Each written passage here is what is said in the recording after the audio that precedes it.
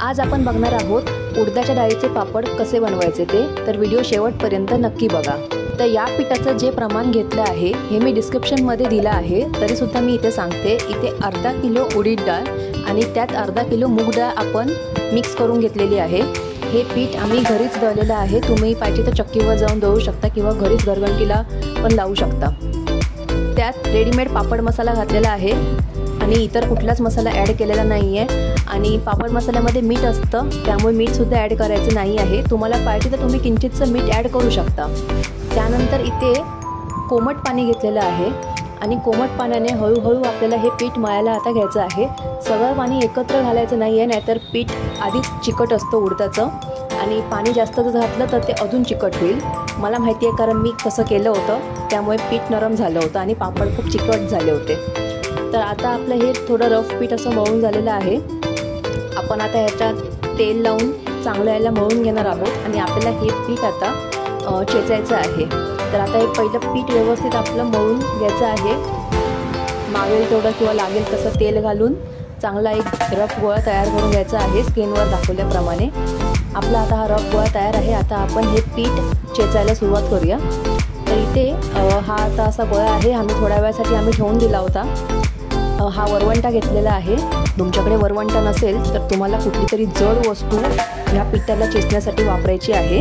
पीठ चेचल्याने पापड खुसखुशीत होतात। इथे मी वरवंट्यासोबतच खलबत्त्याच्या दांडीने सुद्धा पापड चेचून दाखवलेला आहे। ज्यांच्याकडे वरवंटा नसेल त्यांनी असं सुद्धा केलं तरी काही हरकत नाही। पीठ चेचण्या अगोदर आपल्याला रफ पीठ जे मगाशी आपण मळलं ते 2 ते 3 तास किंवा 4 ते 5 तास आपल्याला तसंच ठेवून द्यायचं आहे। त्यानंतर आपल्याला पीठ चेचायला घ्यायचं आहे।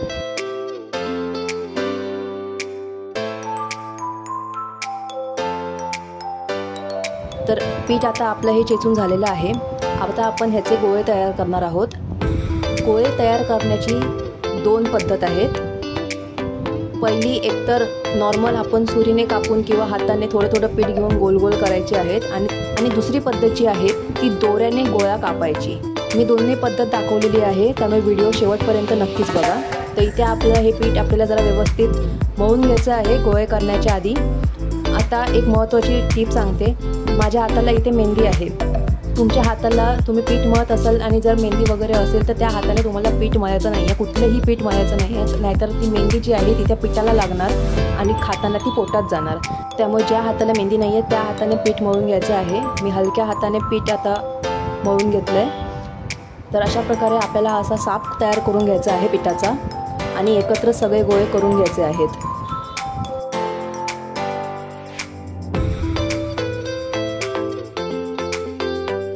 पहिली स्टेप म्हणजे तुम्ही थोडं पीठ घेऊन गोळे तयार करू शकता, पण ह्याला खूप वेळ लागेल। त्यामुळे आयदर तुम्ही सुरीने किंवा दोऱ्याने गोळे तयार करून घ्यायचे आहेत एकत्र, स्क्रीनवर दाखवल्याप्रमाणे। तर आता इथे मी सुरीने गोळे असे कापून घेते आहे आणि ह्याला आपल्याला तेल लावून ठेवायचं आहे, नाहीतर हे गोळे आपले सुकतील हवेवरती किंवा पंख्यावरती। त्यामुळे सगळे गोळे आपले तयार झाले कापून की याला हलक्या हाताने थोडंसं तेल लावून घ्यायचं आहे।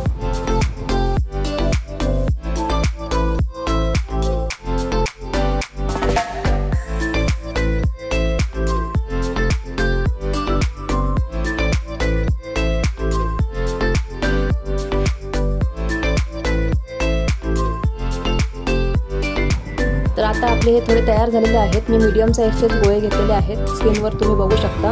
आता आपण दुसरी पद्धत बघूया। तर इथे आपल्याला असा दोरा घ्यायचा आहे। हा डबल दोरा घेतलेला आहे मी। स्क्रीनवर दाखवल्याप्रमाणे दोरा दोन्ही हातात व्यवस्थित धरून त्यात पिठाचा गोळा धरून गोळे आपल्याला कापून घ्यायचे आहेत। याला थोडी प्रॅक्टिस लागते, तर तुम्ही ही प्रॅक्टिस घरी करू शकता, त्यानंतरच ट्राय करा, नाहीतर सगळे गोळे वेगवेगळ्या आकाराचे होतील। तुम्ही या चॅनलला नवीन असाल तर लाईक, शेअर आणि सबस्क्राईब करायला विसरू नका। आम्ही खूप सारे कंटेंट पोस्ट करणार आहोत, तर लाईक, शेअर, सबस्क्राईब करा आणि बेल आयकॉनवरती क्लिक करा आणि stay tune for more updates. तर अशा प्रकारे आपल्याला हा गोळा आता तयार करून घ्यायचा आहे। हा मी आता दोऱ्याने एक गोळा कापून तयार केलेला आहे। तुम्ही बघा किती छान तयार झालेला आहे।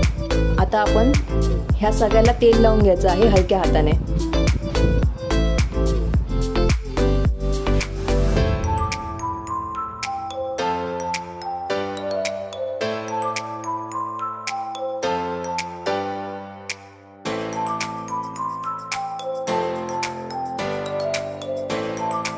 तर अशा प्रकारे गोळ्यांना तेल लावून घ्यायचं आहे. हे आता तेल लावल्याने सुकणार नाही. पापड लाटताना अशी रेघोटेवाली लाटणी आपल्याला वापरायची आहे. ह्याने पापड व्यवस्थित लाटला जातो आणि पातळ लाटला जातो. पापड शक्य तितकं पातळ लाटायचा प्रयत्न करा. पापड लाटताना काही जण तेलावर लाटतात, काही जण पिठावर लाटतात आणि मग त्याला सुकवतात. पीठ लावत असाल तर जास्त पीठ नाही लावायचं आहे. एकदाच थोडंसं पीठ लावून घ्यायचं आहे आणि जितका जमेल तितका मोठा आणि पातळ पापड आपल्याला लाटून घ्यायचं आहे. हे मी पापडाचंच पीठ घेतलेलं आहे, सुकं पीठ. त्यात थोडंसं तांदळाचं पीठ मिक्स केलं आहे आणि अशा प्रकारे दोन्ही बाजूला थोडं थोडं पीठ लावून आता आपण हे लाटून घेत आहोत. सुरुवातीला 1-2 पापड वाकडे तिकडे होतील, पण एकदा रिदम बसला की मग पुढचे सगळे पापड गोल आणि व्यवस्थित पातळ आणि छान होतील.